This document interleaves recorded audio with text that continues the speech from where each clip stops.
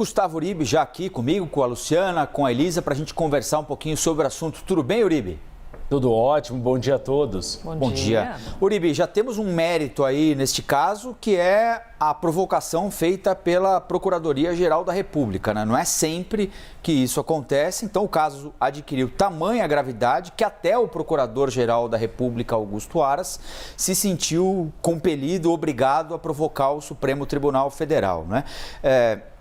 A investigação vai correr agora, o TEL deu os próximos passos. Do ponto de vista político, Uribe, a situação do ministro Milton Ribeiro, é claro que essas coisas podem mudar instantaneamente, né, com eventuais novos fatos, mas ela parece ser relativamente tranquila diante da gravidade daquilo que foi revelado. Ontem o presidente disse que colocaria a cara no fogo pelo ministro Milton Ribeiro. Eu queria te perguntar um negócio.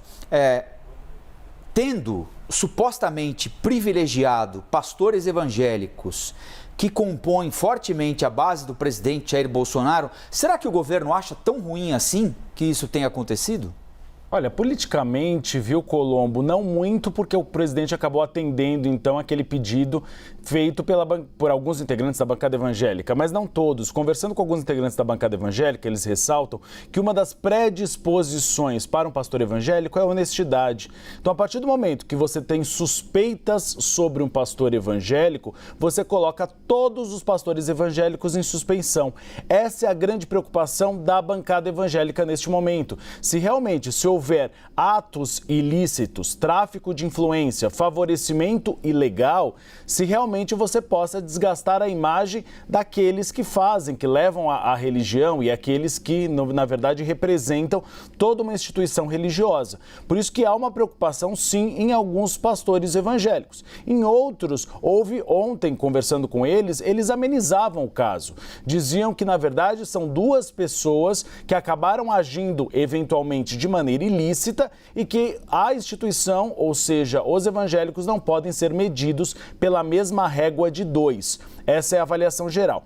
O fato é que a crise política subiu um degrau. A partir do momento que a ministra Carmen Lúcia pede a abertura deste inquérito, que foi solicitado pela Procuradoria-Geral da República, ela então cria uma investigação institucionalizada e que tem como alvo o ministro da Educação. Então, o ministro da Educação passa de uma suspeita de estar em suspeita para ser investigado.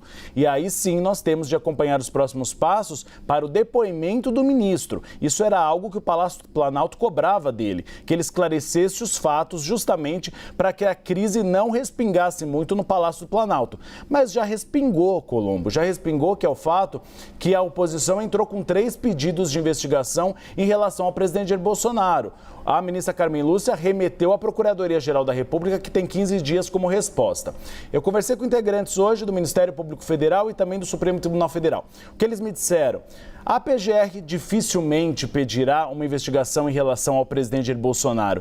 E os ministros do Supremo Tribunal Federal concordam um pouco com esse lado, porque veem que, na verdade, o ato ilícito, a suspeita, está sobre os pastores e o ministro, não ao presidente da República, mas que será necessário um depoimento do presidente, e aí o formato deve ser novamente um novo imbróglio, como nós vimos, se por escrito ou pessoal, para explicar por que o presidente pediu ao ministro para receber, então, Ariovaldo Moura e também Gilmar Santos. Explicar por que eles foram recebidos, por que o presidente da República pediu para recebê-los. O presidente da República ainda não explicou. Ontem teve live presidencial, ele só disse, como você mesmo disse, Colombo, que colocaria a cara no fogo pelo ministro, que o ministro age de uma maneira correta, que tem havido pressões para trocá-lo, mas que o presidente Jair Bolsonaro não pretende trocá-lo, e ele inclusive disse que se tivesse uma armação, o ministro não teria, por exemplo, divulgado sua agenda. Mas isso não se mistura alhos com bugalhos, porque os ministros de Estado são obrigados pela legislação ética da Presidência da República a divulgar suas agendas. O presidente da República não, mas os ministros de Estado são. Então não é mais do que a obrigação do ministro Milton Ribeiro ter divulgado a agenda pública dele.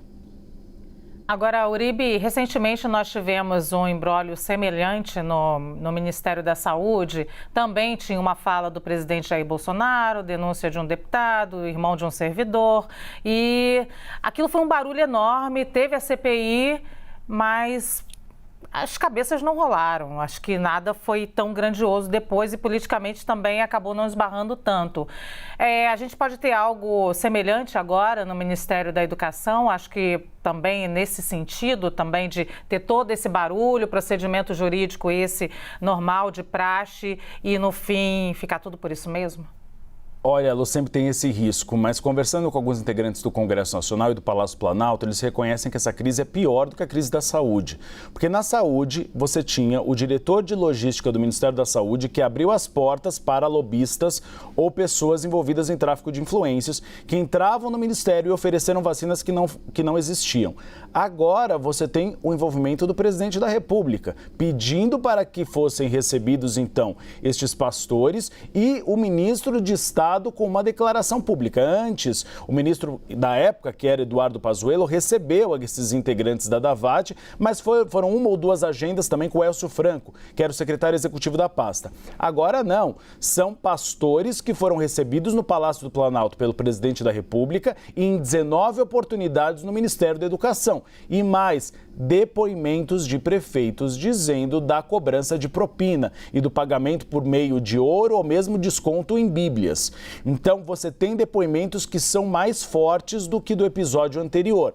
Há muitos integrantes da bancada evangélica que defendem que o ministro saia, que o ministro se afaste para prestar contas a respeito do seu posicionamento para depois retornar à pasta. O presidente Jair Bolsonaro não quer que esse cenário seja feito, mas é um procedimento recorrente do presidente. O presidente, de cara, quase nunca demite. Ele sempre espera que arrefeça o caso para afastar o ministro. Nos bastidores se diz que o presidente não está muito contente com Milton Ribeiro, mas que neste momento, até diante dele e dos pastores evangélicos que fazem parte de um dos pilares de sustentação do governo, o presidente publicamente irá defendê-lo.